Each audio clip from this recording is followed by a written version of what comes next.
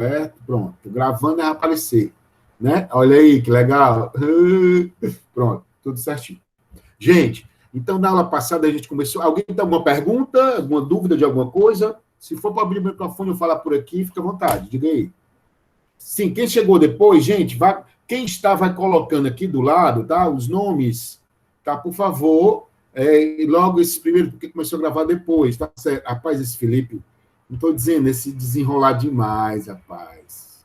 Começou a gravar depois, aí, o menino desenrolado. Mas eu anotei, homem, de alguns, entendeu? Peraí. Pai, a gente vai aprendendo, cara, porque eu estou dando corda agora para o pessoal vir para a aula e pronto, ó. No instante, não é não? Rapaz, tem que ter as estratégias, não é não, Vitor? Tem que ter as estratégias para o pessoal vir, cara. Não é não? Guilherme, pronto. Já copiei, Felipe.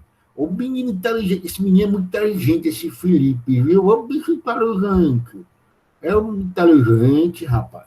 Vamos para frente, é assessor mesmo. Gente, na aula passada, nós começamos, eu vou gravar aqui no meu pronto. Já coloquei, já gravei, já baixei, já fez tudo. Certo? Todo mundo gravando, tudo ok, certo? Tudo certo. Bom, na aula passada a gente começou a falar com vocês sobre os atos processuais, tá? Porque nós dissemos o seguinte, nós temos o procedimento, certo? Vamos colocando aí, nós temos o procedimento, né? Para quê? Quando a gente tem um processo, a gente tem o quê, gente? Nós temos um procedimento, certo? Então, o procedimento, eu vou começar a apresentar os slides, tá? O procedimento, ele serve para fazer o quê? Quais são os caminhos seguidos pelo processo? Os caminhos que vão seguir pelo processo. Camila, está aparecendo aí, tá? O slide, tá, Camila? Me diz, tá? Tá sim, está aparecendo, pronto, tudo direitinho. Beleza, ok. Então, na aula passada, nós vimos com vocês, gente, o quê? Esses slides aí que o tio aprendeu finalmente, né? E nós vimos o quê? Que nós temos o processo. Consequentemente, com o processo, que a gente chama de quê? Processo são atos concatenados, uma soma de atos processuais. Só que esses atos, doutor Vitor, doutora Marília, eles têm que seguir um rito, eles têm que seguir um procedimento. Então, o procedimento seria o caminho que vai ser seguido pelo processo. Quando a gente tem um processo, a gente tem uns atos. É tanto que o processo, ele é formado de quê? A soma de atos processuais forma-se o processo. Consequentemente, esses atos, eles têm que seguir uma formalidade. Essa formalidade seguida pelos atos, nós chamamos de procedimento. Essa formalidade seguida pelos atos, a gente chama de procedimento. Então, o procedimento é essa formalidade seguida pelos atos. Foi o que a gente viu na aula passada. E nós vimos também, doutor Vitor, nós vimos que no procedimento nós temos a regra geral, o procedimento que vai predominar é o procedimento comum. Então, hoje, no âmbito do processo civil, a regra é que predomina o procedimento comum. Então, geralmente, qual é o procedimento que eu vou seguir em um processo civil? Procedimento comum. Quando a lei não quiser, quando a lei, na verdade, quiser que seja outro procedimento, que ela chama de especial, a lei vai dizer como é que deve se processar. Então, quando a lei não disser nada sobre um procedimento, sobre um caso específico, doutora Camila, doutor Vitor, qual procedimento nós vamos utilizar? Nós vamos utilizar o procedimento comum. Portanto, o procedimento comum, senhores, é o procedimento comum, excelências, é o procedimento padrão, é aquele que vai ser seguido pela parte no processo civil, tem que seguir o procedimento padrão. O procedimento padrão é o procedimento comum. A gente tem que seguir o procedimento comum, certo? A gente vai começar a estudar, Felipe, a partir de hoje, Felipe, o artigo 188, tá? Para você acompanhar aí, tá? Artigo 188 do Código de Processo Civil. É a partir do 188 que a gente começa a estudar os atos processuais e, consequentemente, eu vou já colocar aqui à tona, Felipe, cada artigo, tá bom?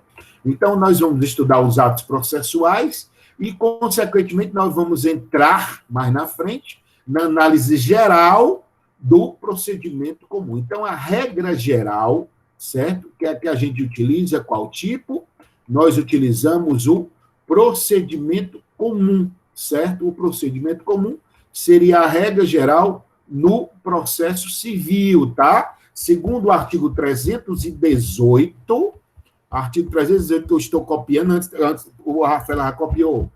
Ô, bicha desenrolada essa Rafaela, viu? Ela deve ter colocado aí, ó, artigo 318, diz, rapaz, quando a Rafa não está, minha aula é péssima. A Rafa não falta, não.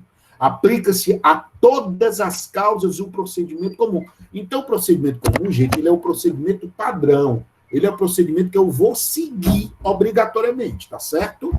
Então, quando a lei quiser que seja outro procedimento, a lei vai estabelecer, a lei vai definir, tá? Quando a lei quiser que seja outro procedimento, a lei vai definir. Excelências, quem entrou agora, só um aviso.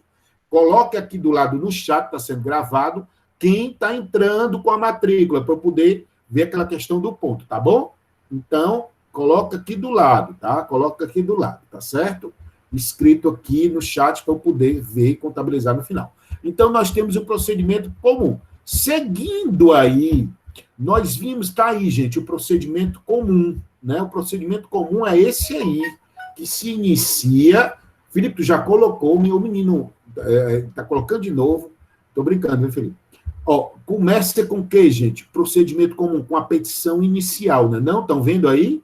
Depois, a audiência de mediação ou conciliação, que ela é obrigatória, ela só vai deixar de ser obrigatória, certo? A audiência de mediação, ela só vai deixar de ser obrigatória quando, efetivamente, as partes não aceitam que ela seja realizada, ou se, porventura, o direito ali perseguido, gente, o direito ali buscado, ele não permite uma autocomposição.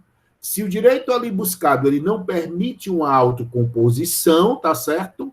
Consequentemente, nós não necessitamos da realização dessa audiência de mediação e conciliação, que é também chamada, tá, de sessão de mediação ou conciliação.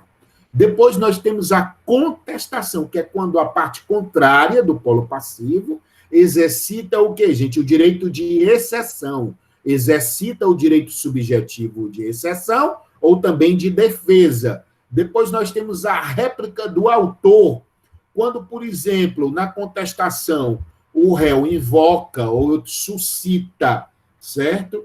Ou o réu invoca ou suscita, tá? Algo que o autor tem que se manifestar, o juiz tem que abrir o prazo para que o autor, em 15 dias, ele se manifeste em réplica do autor. Como é a pergunta, Felipe? Por onde observa essa réplica do processo? Onde observa essa réplica como assim? Em que momento? A partir do procedimento caminhante. A gente está falando, Felipe, a partir do artigo 318, tá certo? Mas hoje só para dar uma introdução. Então, nós temos o procedimento comum, seguindo aqui, certo? Aí o slide, depois da réplica, nós temos a fase saneadora de saneamento. Gente, não se estresse, que todos esses atos processuais, sobretudo essas fases, vocês vão estudar de uma forma miudada, de uma forma mais detida. Hoje, em teoria geral do processo, é só uma introdução para vocês se situarem, para vocês serem contextualizada a questão do procedimento comum. Hoje, a ideia é essa, é só uma ideia. Então, saneamento, organização, a fase de saneamento é a fase que o juiz vai procurar organizar. Peraí, que o Felipe está perguntando. Essa época é dentro da contestação ou Felipe, é o seguinte, ó. Começa a competição inicial. Teve audiência de mediação, sessão de mediação e conciliação. Se não tiver havido a conciliação ou mediação, Felipe, o que é que vai ocorrer? Abre-se o prazo para a contestação. Depois da contestação, tá certo, Felipe? Aí se abre o prazo na contestação para o polo passivo, a parte demandada. Ela invoca alguma tese que há necessidade do autor se manifestar.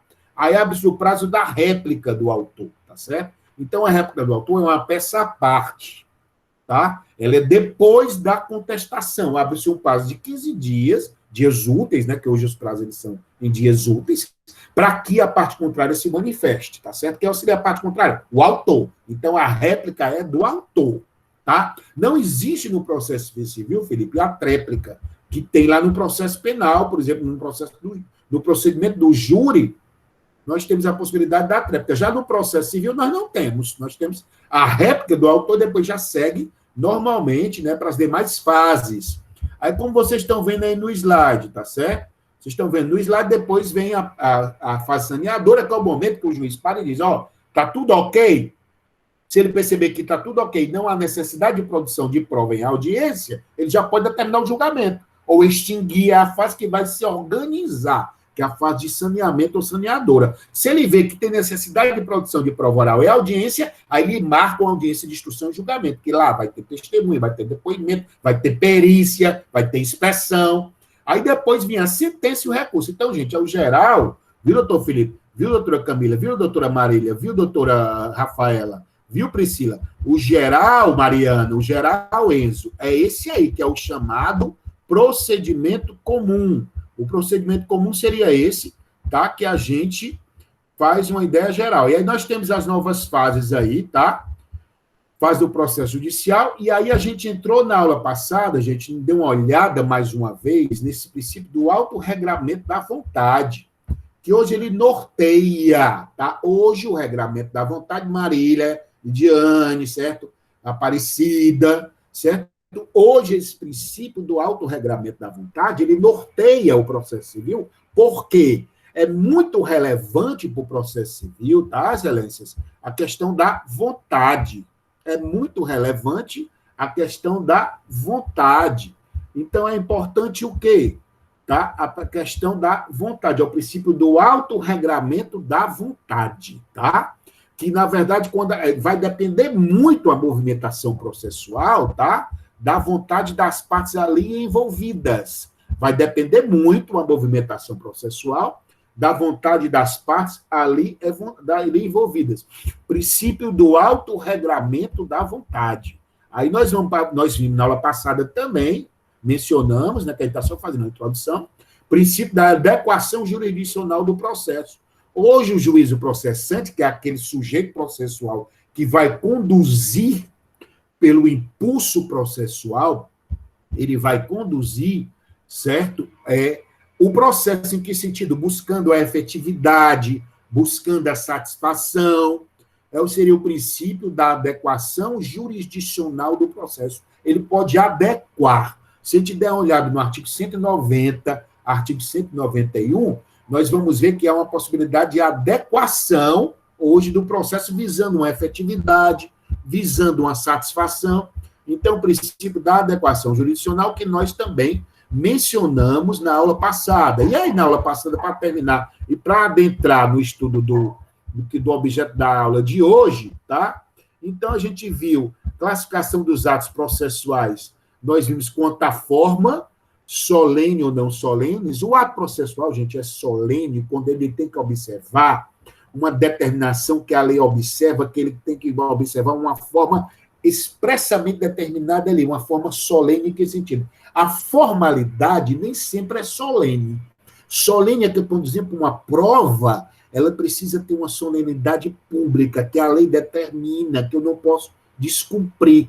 A solenidade é uma formalidade mais apurada. O processo ele não perde a característica de ser formal.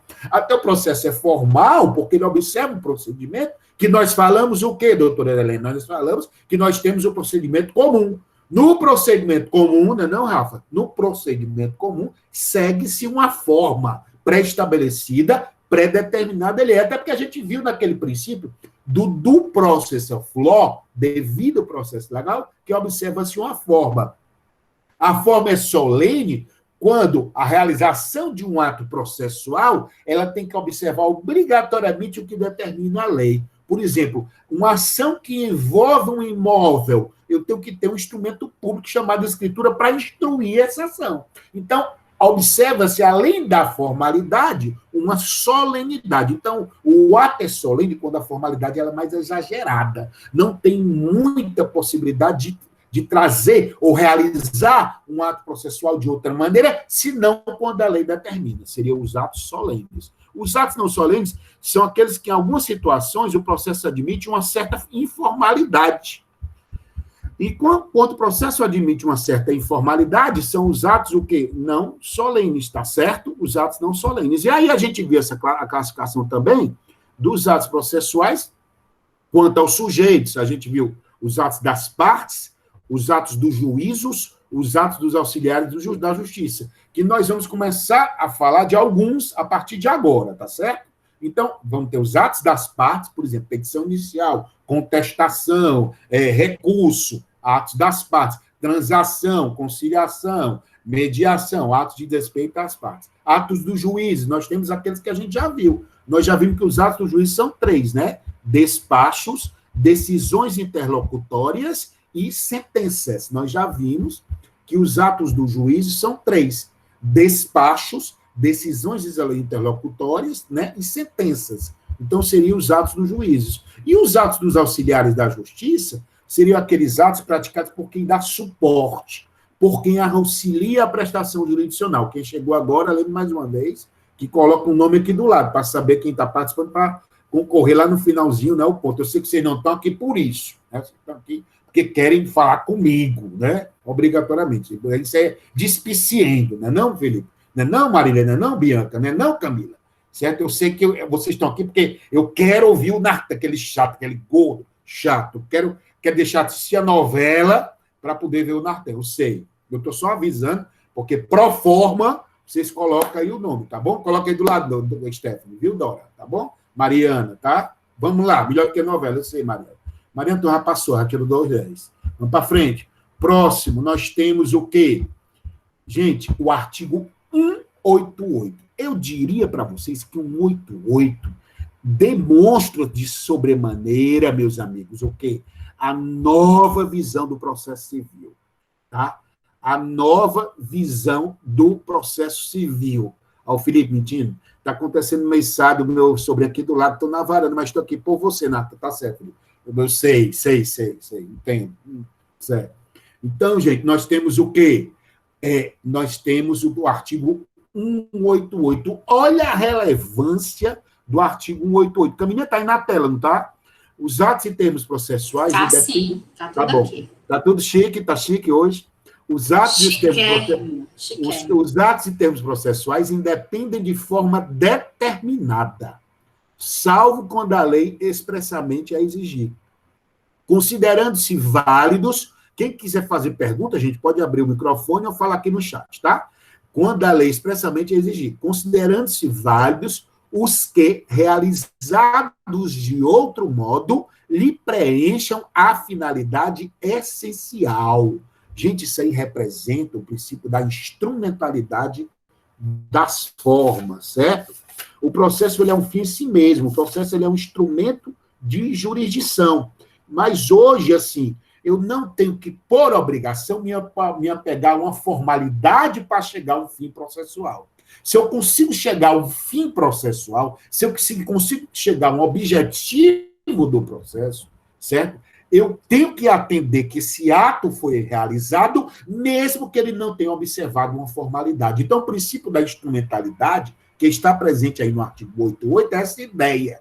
Se o processo é um instrumento de jurisdição e eu cheguei ao fim almejado, eu não tenho que me apegar, doutor Vitor, à formalidade estrita.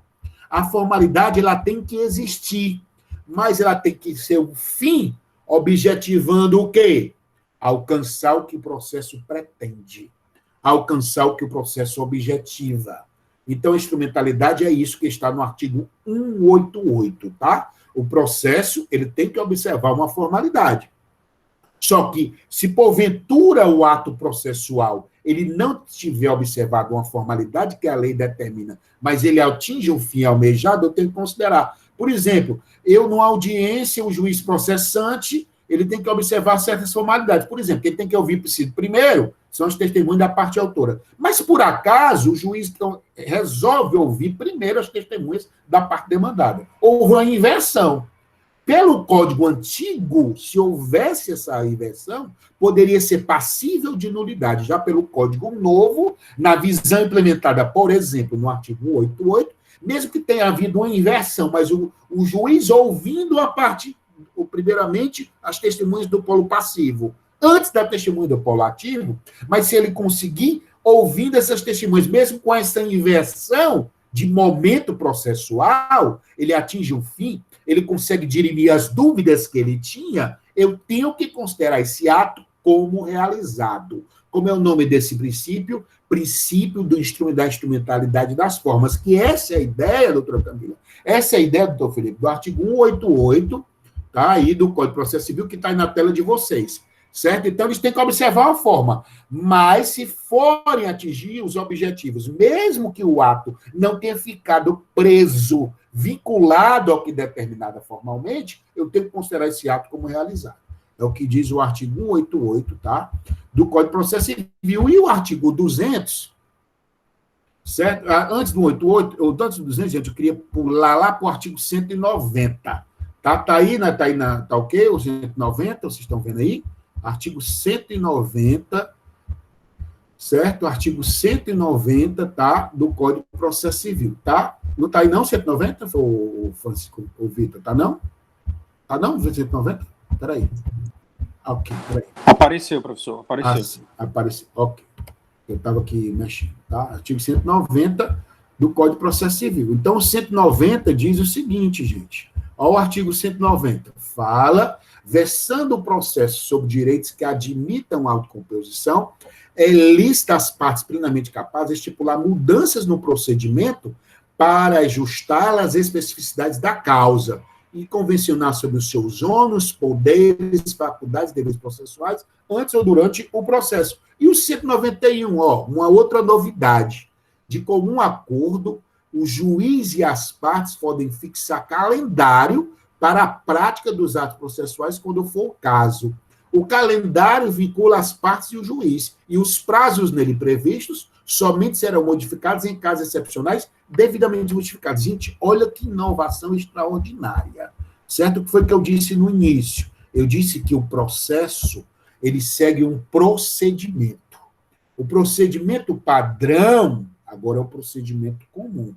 Eu disse para vocês que o processo, ele é estritamente formal, mas não necessariamente ele é mais solene.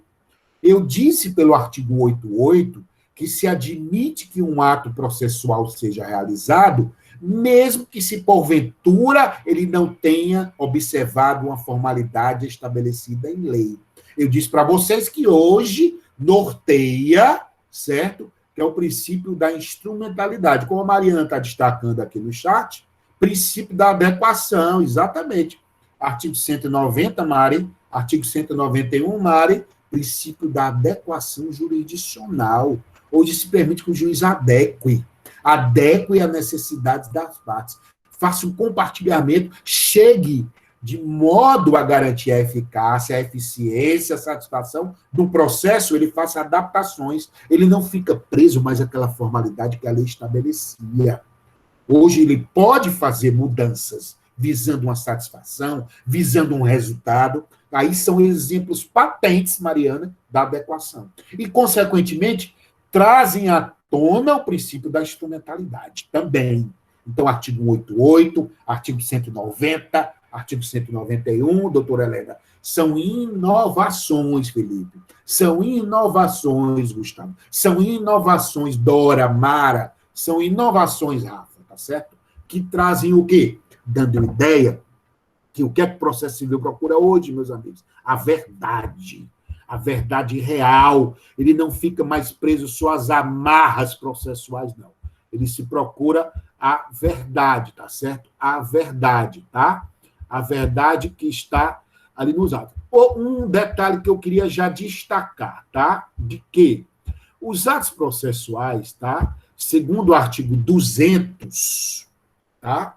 Quais são os atos processuais? São os atos das partes, os atos dos juízos e os atos dos auxiliares. Em relação às partes, eu trago à tona o artigo 200 do Código de Processo Civil, que diz assim, os atos das partes, consistentes em declarações unilaterais ou bilaterais de vontade, produzem imediatamente a constituição, a modificação e a extinção de direitos processuais. O que é isso?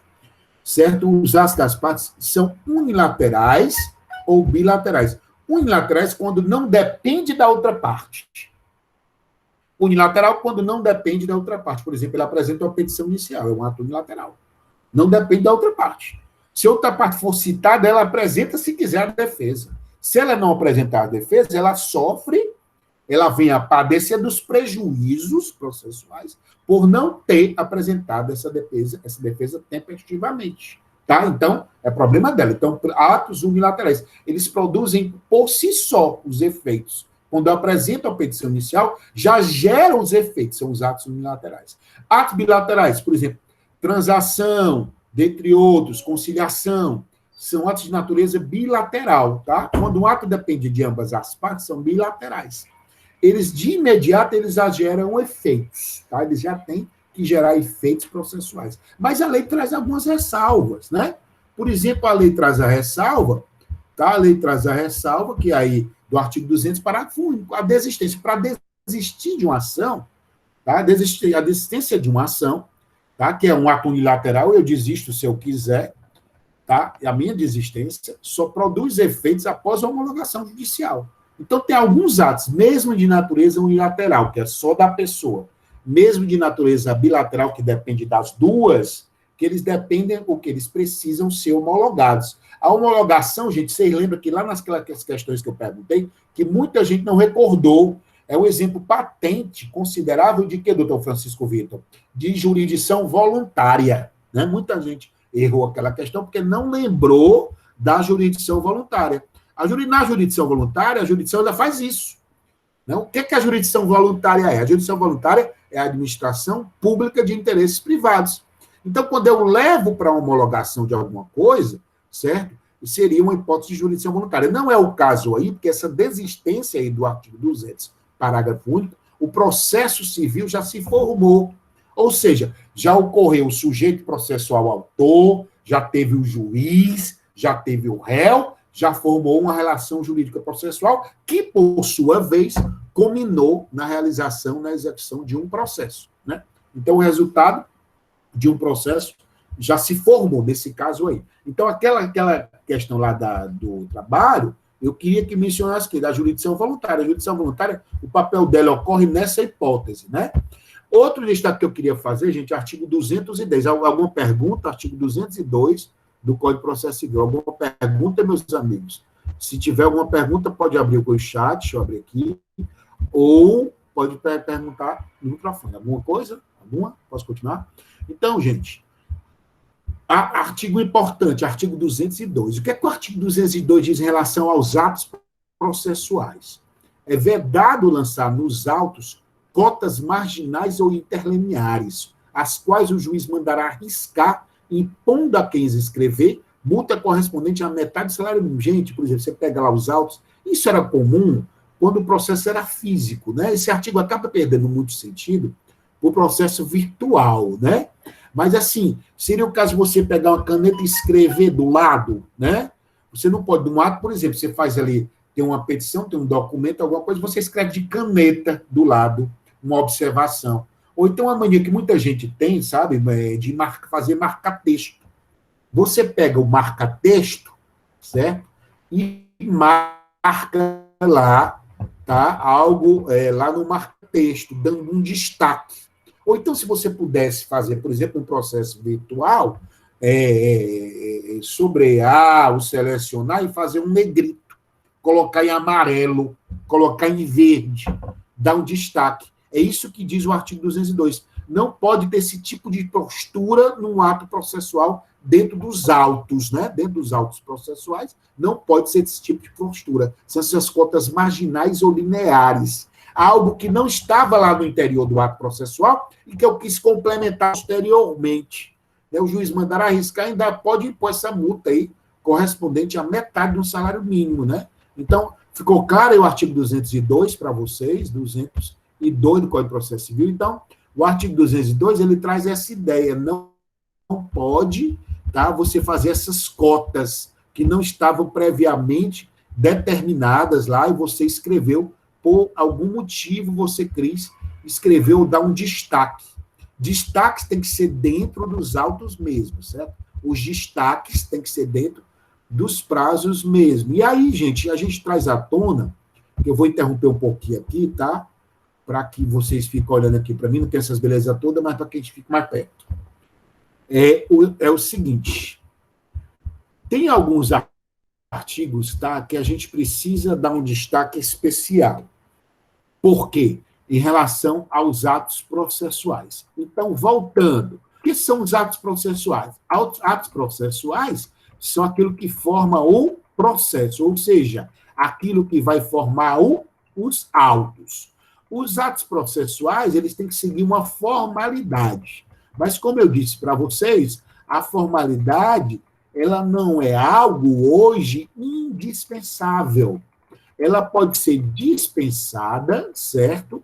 A formalidade, ela pode ser dispensada quando, porventura, certo, eu atingir os fins almejados. Então, ela é objeto de dispensa quando eu atingo os fins almejados, essa formalidade. Não é que eu me afaste completamente da formalidade, tá certo? A formalidade faz parte, mas ela pode muito bem ser afastada se eu, porventura, atingir os fins, mesmo que não observados. Aí eu queria dar um destaque aqui agora. Desculpa. Aqui, artigo, certo? Artigo 200 e... Marina, olha aí, se está certo, tá? Artigo... Peraí. Artigo... Entrou aí. Peraí. 212. Alguém tem alguma pergunta? Artigo 212 do Código de Processo Civil, que diz o seguinte: ó, os atos processuais serão realizados em dias úteis, das 6 a 20 horas. Então, qual é o momento de realização dos atos processuais? Em dias úteis. Então, o tempo de realização é em dias úteis, das 6 às 20 horas. É em dias úteis, das 6 às 20 horas. Aí o parágrafo primeiro diz assim, ó, serão concluídas após as 20 horas os atos iniciados antes, quando o adiamento prejudicar a diligência ou causar grave dano, né? Então, é o destaque que a lei traz. Os atos processuais são dias úteis. Então, os prazos também são dias úteis. Foi uma mudança implementada pelo novo Código de Processo Civil, que os prazos são em dias úteis. E os atos processuais também serão realizados obrigatoriamente em dias úteis. Não ser, por exemplo, gente, citações, intimações em penhoras poderão ser realizadas nas férias forenses, que é o caso do artigo 212, parágrafo 1º, né? Um detalhe que eu queria dar um destaque, gente. Se for eletrônico, certo? Se o ato processual ele for eletrônico, então a prática do ato processual eletrônico tem até as 24 horas do dia para realizar, certo? Então, os atos processuais são geralmente realizados em qual período? Das 6 a 20 horas. No entanto, se eles forem eletrônicos, certo? Se eles forem eletrônicos, tá? De acordo com o artigo 213 do Código de Processo Civil, certo? Eles têm até 24 horas para serem realizados. Se não forem eletrônicos ou forem físicos, se não forem eletrônicos e forem físicos, aí eles vão ter esse período aí, tá? Esse período para a realidade de 6 às 20 horas, tá? Já no artigo 213, que diz assim, ó, a prática eletrônica de ato processual pode ocorrer em qualquer horário até as 24 horas do último dia do prazo. Então, o ato processual, se ele for processo eletrônico, eu tenho até as 24 horas para realizar. Se não for, eu tenho esse prazo aí, das 6 às 20 horas. Exceto se forem intimações, penhoras, né, que podem ser realizadas em férias forenses. E se, porventura, o ato estivesse realizado, por exemplo, está sendo inquirida uma testemunha que é muito importante, sendo ouvida uma testemunha. Ao ser ouvida essa testemunha, passa-se de 8 horas. Então, não tenho que fechar. Não, eu vou terminar agora. Eu termino agora porque vai até... Não, não é assim. Tem que até terminar o ato processual. Ele não pode ser postergado para o dia seguinte. É isso que diz. Já se for um processo eletrônico, eu tenho um prazo, eu tenho um tempo para realizar esse ato até 24 horas do dia, né? Até 24 horas, porque o processo eletrônico, o Código de Processo Civil, ele trouxe no artigo 213 essa possibilidade de ter 24 horas para ser realizado, no caso do processo eletrônico, né? E aí, nós vamos mais para frente e digamos o seguinte: qual é o lugar dos atos processuais? Alguém tem alguma pergunta, gente, sobre essa situação? Lugar dos atos processuais. Então, a gente viu o tempo dos atos processuais, que são realizadas em dias úteis às 6 Marta, 20 horas. Oi. Com licença. Só Oi, uma John. dúvida sobre isso. Foi, não. Por exemplo, nessa pandemia que a gente está, os tempos da justiça eles foram suspensos, não é isso? Isso. Aí, vamos supor que eu tivesse, por exemplo, uma réplica, né, no processo, fosse o próximo passo aí da cadeia. E estava tudo parado, mas como é tudo eletrônico, eu já fiz a réplica. Né? A outra parte fez a contestação, eu fiz a réplica. Quando o juiz pegar agora, ele já pega, já considerando a réplica, já daí para frente, ou ele ainda manda algum tempo para que seja respeitado algum tempo? Eu digo por conta dessa situação que a gente está vivendo. Depende do seguinte, ó. Aí nós já vamos entrar, meu querido, que é um estudo que a gente vai fazer no finalzinho de hoje, que é a chamada preclusão, certo? Eu tenho que entender como preclusão quando o ato já foi realizado, tá? Aí eu trouxe para ti, só para te responder a tua pergunta. Artigo, aí no chat, ó, Jonathan. Artigo 221 do Código de Processo Civil. Suspende-se o curso do prazo por obstáculo criado em detrimento da parte, ou ocorrer qualquer das hipóteses do artigo 303. Do 303, ele fala da suspensão, entendeu? De prazo, de ato, devendo o prazo ser restituído por tempo igual ao que foi faltava para a sua complementação. Depende de que momento. Por exemplo, na tua pergunta, se a parte já tiver apresentado a réplica, por exemplo, ela tinha 15 dias para apresentar a réplica. No dia 17 de março, que foi quando começou toda essa problemática, ela tinha ainda mais 10 dias, entendeu? Ela tinha mais 10 dias para apresentar, só que ela apresentou no dia 17 de março, tá? Então, para ela, é como se tivesse precluído, tá? Houve uma preclusão, tá? Nesse caso, houve uma preclusão lógica, porque ela realizou o ato, então não precisa, eu vou já explicar as 4 preclusões. Então, ela não poderia, certo, mais realizar o complemento dele. Por quê? Ela já implementou, ela já realizou. É aquela visão que a gente traz para o processo civil também, Jonathan, do ato jurídico perfeito. O ato já se implementou. Ah, Natan, mas ela tem prazo, ela lembrou de outros fatos, sim, mas precluiu, passou o momento dele. Passou o momento dela se manifestar na medida em que ela já apresentou. Por mais que foi antes do término do prazo final. Tem que olhar sobre essa ótica, tá? Se ela tiver implementado, ela não tem mais prazo. Se não, ou seja, digamos que ela no dia 17 que parou, foi suspenso os prazos, dia 17 ou 18, não lembro exato qual, certo? Então, foram suspensos os prazos, tudo, tá certo? Então, o prazo dela vai ser restituído, que é o finalzinho aí, ó. Tá vendo, Jonathan? Artigo 221, ó. Devendo o prazo ser restituído por um tempo igual que faltava para a sua complementação. Certo? Deu para entender a pergunta? A resposta? Perfeito, tá? Obrigado. Então, se porventura ainda tinha tempo e ela não tinha ainda implementado o ato processual, então não ocorre a preclusão. A preclusão ela vai ocorrer, Jonathan, se ele já realizou, certo? Se ele já realizou anteriormente.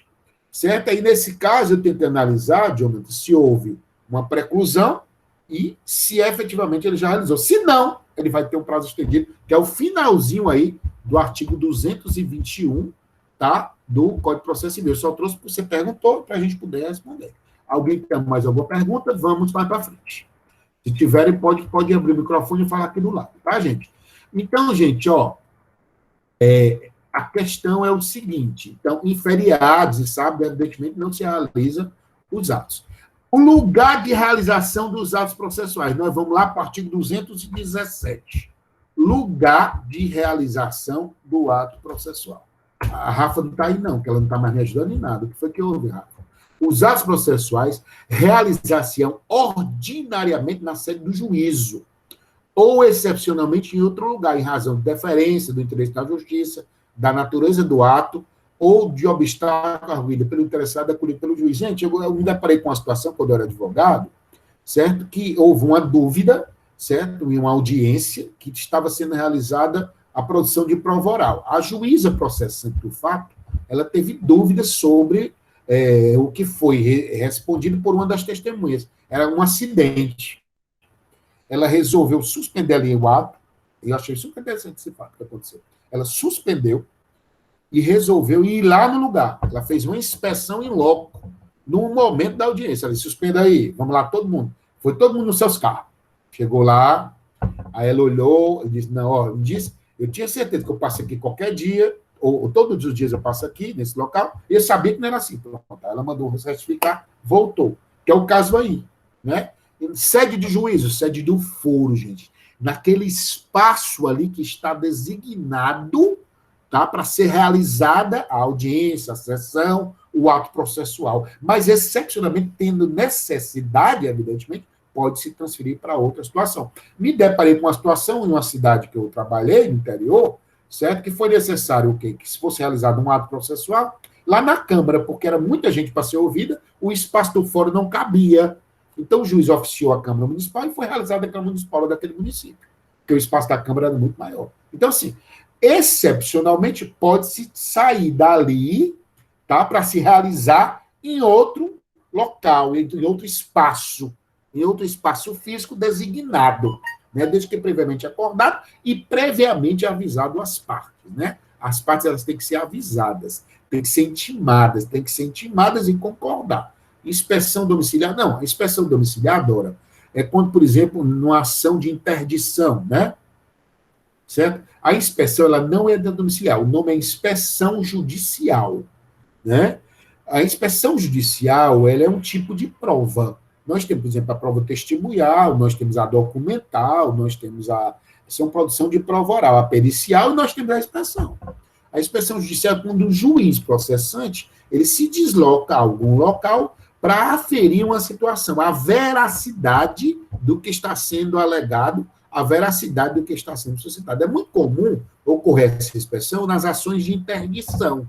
Você entra mesmo com a ação de interdição, certo? De uma pessoa idosa. Eu, por exemplo, a minha primeira ação que eu entrei enquanto advogado, há 23 anos atrás, foi a ação de interdição da minha avó, que já faleceu, Deus a tenha. A minha avó, ela teve um problema de saúde e precisava ser interditada, ela precisava de curador, que seria minha mãe na época, né? E aí nós entramos com a ação de interdição, porque minha avó teve um problema de saúde e precisou. Aí o juiz marcou a inspeção dele, judicial, para ele ir lá, porque a minha avó, ela não tinha condição de se deslocar, porque ela estava numa cama, a gente demonstrou isso por laudos e tudo mais, mas mesmo com os laudos, o juiz, para aferir, certo? Ele se dirigiu lá à residência da minha avó. Coincidentemente, o juiz hoje é o presidente do Tribunal de Justiça, o grande juiz, doutor Washington, né? Então, assim, fez isso, né? E aí eu fui lá, peguei ele, levei ele lá, ele olhou, aferiu e voltou, entendeu? Então, assim, é uma inspeção judicial, tá? Então, assim, a inspeção judicial é isso. Tá? Pode ser realizado, sim. Então, o local de realização do ato, ali no foro, mas, excepcionalmente, o que importa, gente, é realizar o ato. Certo? Nós não falamos no artigo 188, doutor Francisco Vitor. O Vitor parece que está dormindo. Nós falamos do 188, tem que o quê? Pugnar pela instrumentalidade. Cadê o Enzo, que não aparece mais? Tem que poder, porque a gente elogia ele, ele fica sumido. Então, tem que pugnar pela instrumentalidade. O Felipe estou aqui, minha joia. Tá, joia. Porque o Felipe, uma hora dessa, está comendo lá no negócio do sobrinho dele, entendeu? Então, gente, nós temos que o quê? Visualizar um processo com o objetivo de quê? Atingir seu objetivo, atingir o seu resultado, né? Que é isso, 188. Mas, indo mais para frente, gente, certo? A gente vai para a questão dos prazos, tá? Questão dos prazos, artigo 218 do Código. Gente, porque eu estou dando esse destaque, é muito comum em prova de concurso cair essa, que a gente considera, sabe, Mariana, às vezes besteira, e aí cai, e a gente não está atento. É muito comum cair essa parte dos atos processuais, do tempo do ato, do lugar do ato e dos prazos, é muito comum. Então, é muito importante porque o prazo, ele acarreta o que a gente vai falar da chamada preclusão. Então, nós temos no artigo 217, os atos processuais realizados na sede de juízo, né, que foi o que eu falei, e aí nós vamos lá para o artigo 218, tá, que fala da questão dos prazos. A Rafa, valeu, Rafa, estava amarradinho já aqui, tá? Então, artigo 218, que fala da questão dos prazos, né? Então, os prazos processuais, nós temos que estar atentos, gente, aos prazos. Certo? Nós temos que estar atentos aos prazos, para a gente não ter prejuízos, tá? É o que diz o artigo 218, a minha garrafa voltou à tona, os atos processuais serão realizados nos prazos prescritos em lei, tá? Nos prazos prescritos em lei. Quando a lei for omissa, o juiz determinará os prazos em consideração à complexidade do ato. Então, a lei não estabeleceu um prazo. Lembrando a vocês, o processo civil atual, viu, doutor Enzo, viu, doutora Rafa, viu, Dora, o processo civil atual, Vitor, Mariana, ele seguiu um parâmetro de uniformidade. Os prazos hoje do processo civil geralmente são de 15 dias. Os prazos hoje do processo civil são geralmente de 15 dias úteis, né? Mas aí é importante a gente trazer um destaque aqui dos parágrafos 2º e 3º do artigo 218, parágrafo 2º e 3º do artigo 218, que diz o seguinte: quando a lei ou o juiz não determinar o prazo, as intimações somente obrigarão ao comparecimento após decorrido 48 horas. Certo? Por exemplo, terminou-se o prazo hoje, certo? Mas não se estabeleceu, não tem um prazo para ser cumprido. Então, vai ser, eu só sou obrigado a atender o que está ali depois de 48 horas. É a ideia de que eu só posso ser intimado para comparecer, por exemplo, a uma audiência, no mínimo 48 horas antes, tá entendendo? Se for em 24 horas, eu não sou obrigado a ir. Tem que ser 48 horas no mínimo, é isso que diz o parágrafo 2º do artigo 218. Tem que ter um prazo mínimo de 48 horas para trás, certo? 48 horas para trás, é o prazo mínimo. Então, é o que diz o parágrafo 2º do artigo 218. Quando a lei ou o juiz não determinar prazo, as intimações somente obrigarão ao comparecimento após decorridas 48 horas. Parágrafo 3º. Inexistindo preceito legal para determinar pelo juiz, será de 5 dias o prazo para a prática de ato processual a cargo da parte. Se o juiz determinar, realiza esse ato, são 5 dias. Se o juiz determinar e não estabelecer ou não tiver prazo na lei, qual é o prazo que a lei traz? 5 dias. Porque fique claro, isso é muito comum cair em prova. Qual é o prazo assim, uniforme do Código de Processo Civil? 15 dias úteis. Da realização do ato para outro, qual é o período que eu tenho? 48 horas. Se o juiz não estabelecer prazo, ou se a lei não estabelecer prazo, qual é o prazo que a lei me dá? 5 dias, todos úteis. Os prazos hoje no processo civil são em dias úteis. Então, são 5 dias. Os 5 dias é quando o juiz não estabelece ou quando a lei não confere um prazo. Aí são 5 dias úteis, tá certo?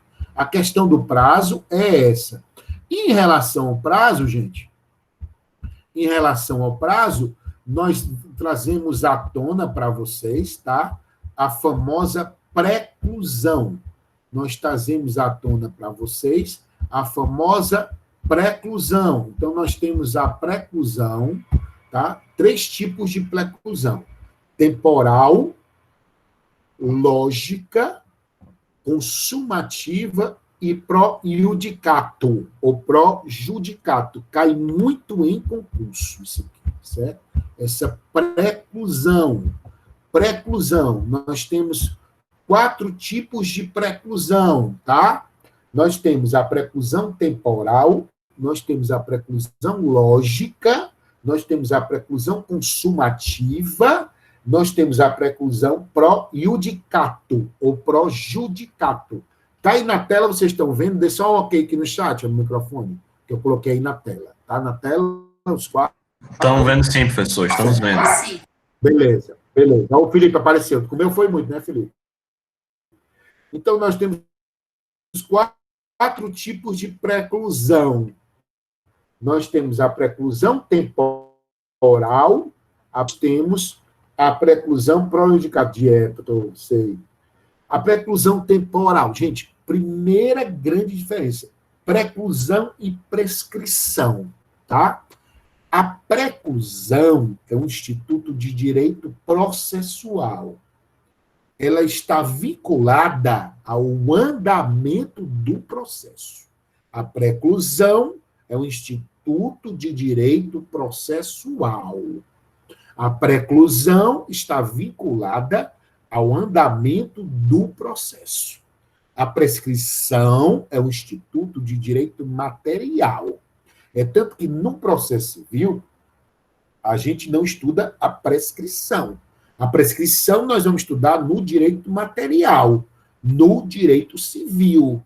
A preclusão eu vou estudar no direito processual, que a preclusão está relacionada à realização do ato, está vinculada ao andamento processual, está vinculada à tempestividade do ato processual, está vinculada à realização efetiva do ato processual. Por isso que a preclusão é o Instituto de Direito Processual.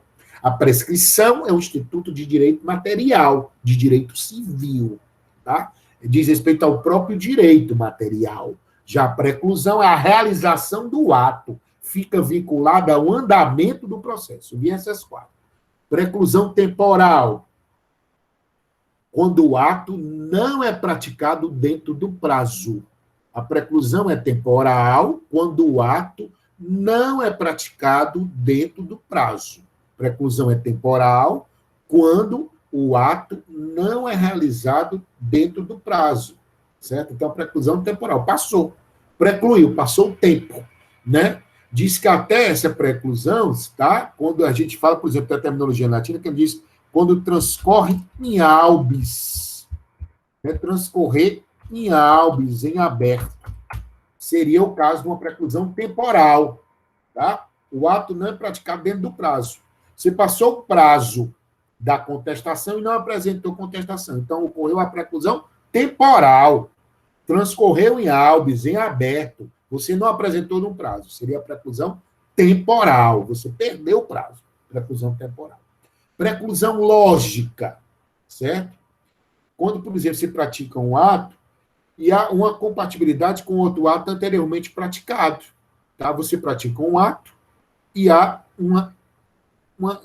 haveria o quê? Uma incongruência, tá? Tu apresentou uma petição, certo? Dentro de um prazo, por exemplo, tu tinha um prazo de 15 dias, tá?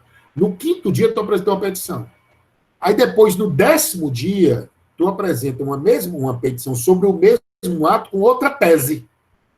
Ah, houve o quê, gente? Uma preclusão lógica. A preclusão lógica, há uma incongruência entre realização de atos processuais. Então, na preclusão lógica, haveria uma incompatibilidade. Até no direito civil, vocês estudaram ou vão estudar, gente, chamado venire contra factum proprium, certo? São chamados comportamentos contraditórios. Venire contra fato proprium. Comportamentos contraditórios. Comportamentos contraditórios. Você não pode ter esses comportamentos contraditórios, certo? No processo civil. Lá no direito civil, você chama de venire. Venire contra facto próprio, né? Comportamentos contraditórios. Então, quando ocorre um comportamento contraditório em dois atos, vai ocorrer o que a gente chama de preclusão lógica. A preclusão lógica é a hipótese do venire no processo civil. Venire contra facto próprio. Você pratica comportamentos contraditórios. Você mesmo pratica comportamentos que não são compatíveis entre si. Ocorre a chamada preclusão lógica.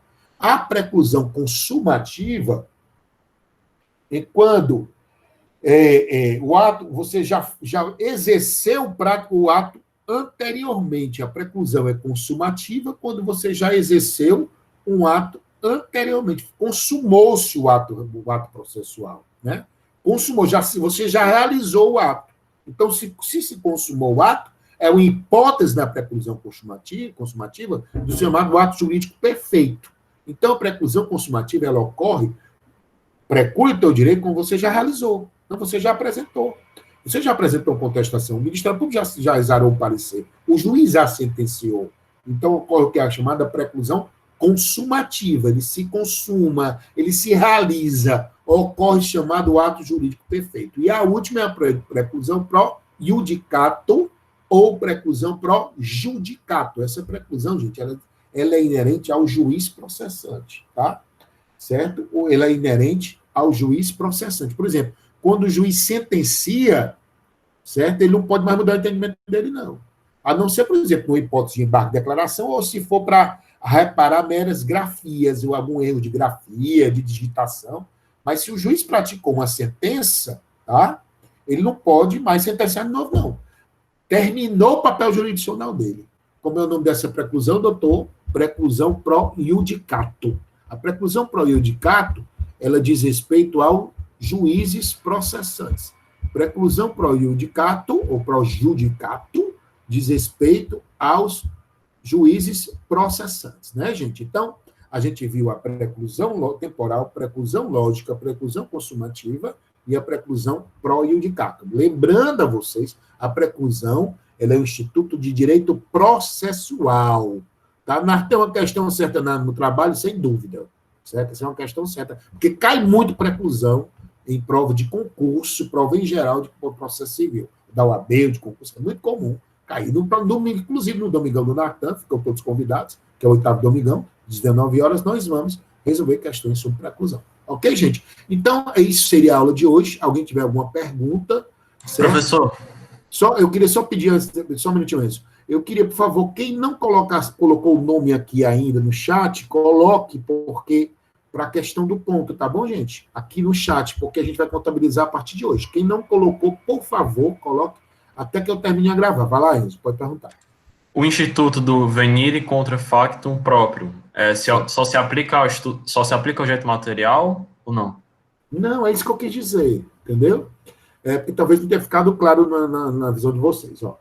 O venire contra factum próprio, ele foi um instituto que foi trazido para o nosso ordenamento, lá do direito romano, né, que diz que não se pode, certo? Não se pode a questão de que a gente tem comportamentos contraditórios no direito, certo? A gente não pode ter comportamentos contraditórios no direito. Camila, a partir do artigo 218, 219, ela não tem um artigo específico que fala da preclusão. Preclusão doutrinária, porque a Camila está perguntando aqui quais artigos, né? Então, gente, para responder a pergunta do Enzo, tá?